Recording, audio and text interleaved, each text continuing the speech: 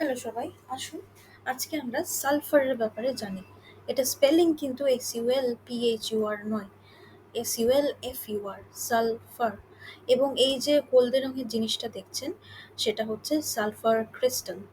তো এটা এল দেসিয়ের্তো মাইন সান পাবলো দে নাপা বলে একটা জায়গায়, এটা হচ্ছে বেসিক্যালি বলিভিয়ার একটা জায়গায়, সেখান থেকে পাওয়া গেছে।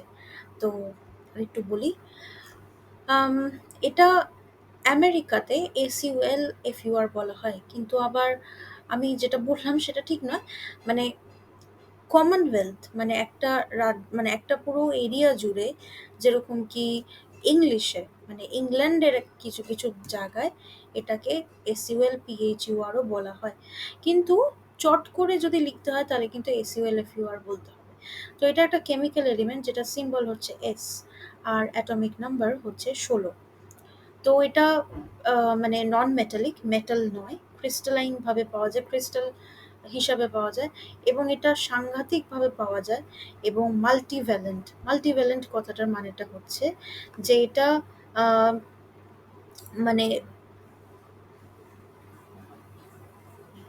মানে এটার অনেক রকমের রিয়াকশন আমরা দেখতে পারি।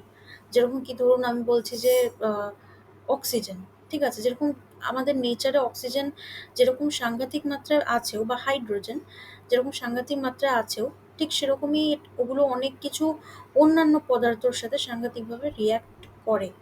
ঠিক তেমনই এটাও যেরকম আছে, যতটা আছে ততটাই সাংঘাতিকভাবে রিয়্যাক্ট করে।